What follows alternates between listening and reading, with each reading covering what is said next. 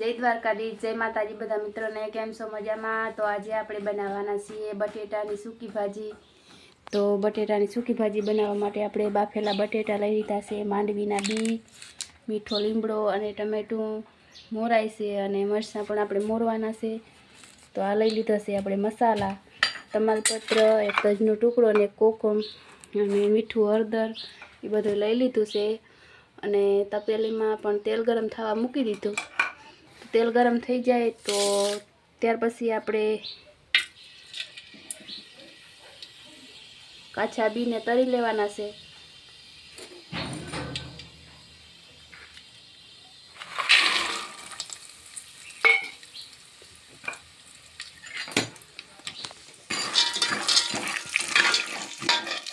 तो बी ने आपणे तरी लईशुं अने बी तराई जाए पछी आपणे बी ने आखा भागा कूटड़ी लेवाना छे। सूकी भाजी बनावा माटे आपणे बी आखा भागा कूटड़वाना छे।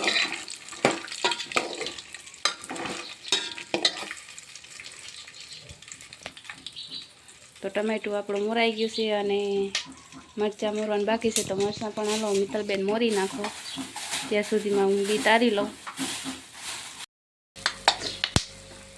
तो જોઈ શકો છો આપણા બી તરાઈ ગયા છે, एकदम कलर बदली गयो छे।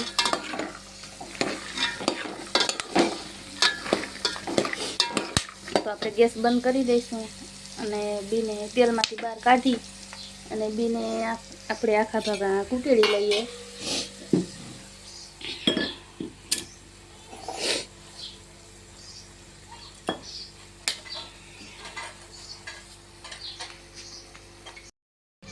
तो आपणे तेलमांथी बी काढी लीधा बहार। तो आपणे थोड़ीक वार ठरे त्यां सुधीमां आपणे बीजुं काम थोड़ुंक छे पतावी लईए। एटले बीजुं काम छे आपणे सास फेरववानुं। तो आपणे हांजे दूध जवाई रह्युं छे ते सरस मजानुं जामी गयुं छे जो, अने माखी पण बहु आवे अटाणे। तो आपणे खीटलीमां नाखी दई अने पछी आपणे फेरवी लईशुं।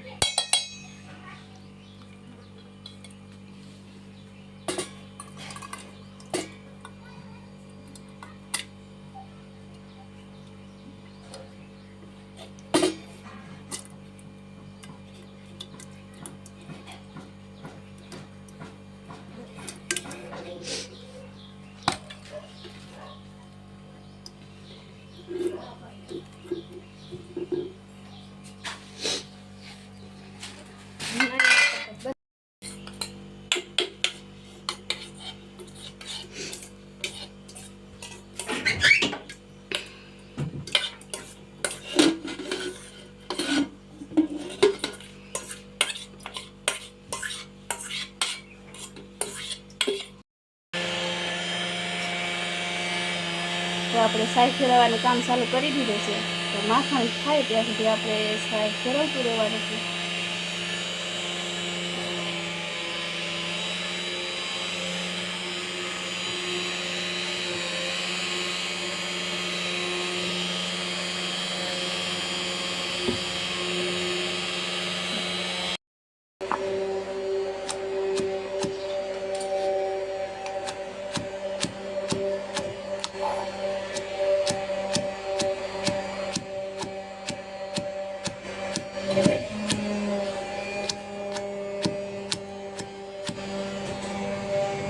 આપણે ટમેટું અને મરચાં મોરાઈ ગયા અને આપણે બીના પણ આખા ભાગા શેપી નાખ્યા છે અને આપણે ટમેટામાં મીઠું અને હળદર જેવા નાખી દીધા। તો આપણે તમાલપત્ર, તજનો ટુકડો અને કોકમ નાખી દઈશું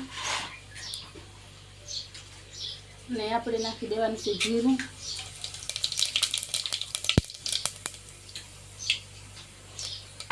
અને મીઠો લીમડો। રાયું આપણે નથી નાખવાની આજે સૂકી ભાજીમાં।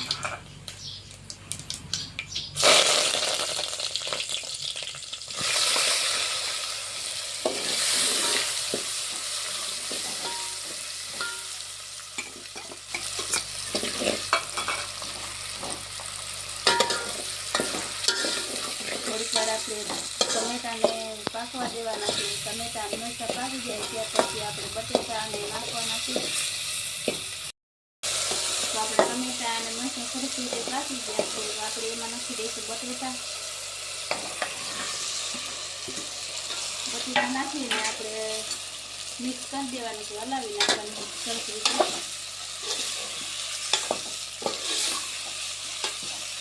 તો આપણે નવરાત્રિના ઉપવાસ માટે બનાવે છે એટલે આપણે રાઈ નથી નાખ્યું, ખાલી જીરું નાખ્યું અને બીજા મસાલા બધા નાખ્યા. હોય કે રાઈ ન ખવાય એટલે રાઈ નથી નાખ્યું. તો હવે નાખી દેવાના છે આપણે અધકચરા જે ભૂકો કરેલા બી હતા ને બી નાખી દીધા આપણે. અને બીને પણ હવે આપણે મિક્સ સરસ રીતે કરી લેવાના છે.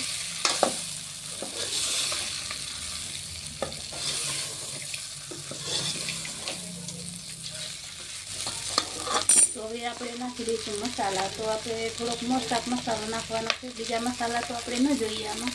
હળદર, મીઠું અને મોરચાક મસાલો એટલે સરસ સુગંધ આવે. અને અડધું ખાડું આપણે લીંબુ નાખી દઈશું. થોડીક સૂકી ભાજી ખાટી બની જાય અને મીઠાશ માટે થોડીક આપણે સમજીએ એટલી ખાંડ નાખી દઈશું એટલે ખાટી અને મીઠો બે બધો સ્વાદ આવે. થોડીક તીખી એટલે સરસ બની ગઈ આપણી સૂકી ભાજી. તો આપણે સમજીએ એટલે ખાંડ નાખી દેવાની છે. અને હવે આપણે ગેસ ધીમો કરી અને મિક્સ કરી નાખશું બધું.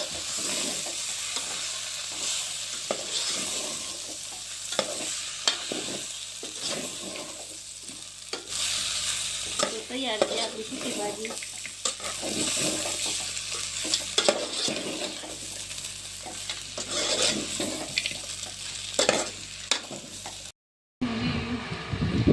તો ચાલો મિત્રો, આપણી સૂકી ભાજી પણ તૈયાર છે અને આપણી છાશ પણ તૈયાર થઈ ગઈ છે. તો આપણે એમાં ઠંડુ પાણી નાખી અને માખણ કાઢી લેવાનું છે.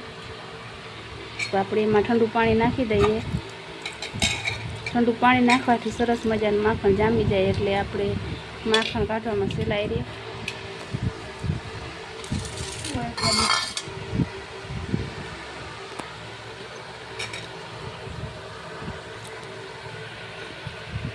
માખણ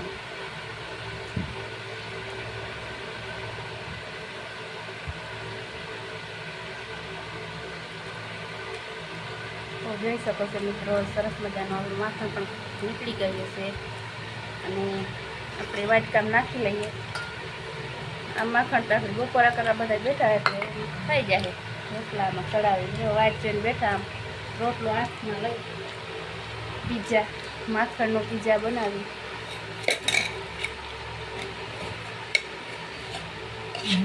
હું નહોતું રહ્યું ને એટલે મારે માખણ જ ખાવાનું હોય. તો આ હું તમે ખાવ? આ પ્રસાદ. હા. માતાજીઓ સવારનો કેટલી વાર ફરાર કરો? કેટલી વાર ખાધું? આવનું ભલું કરજો, શરૂઆત મારાથી કરજો. તો ચાલો મિત્રો બધા બપોરા કરવા. તો બટેટાનું શાક છે, રોટલા છે, સૂકી ભાજી, આ બી વઘારેલા છે, માખણ છે. તો વિડીયો ગમે તો લાઈક, શેર અને સબસ્ક્રાઈબ જરૂર કરી દેજો. તો ફરી મળીશું નવા બ્લોગમાં. જય માતાજી, જય દ્વારકાધીશ.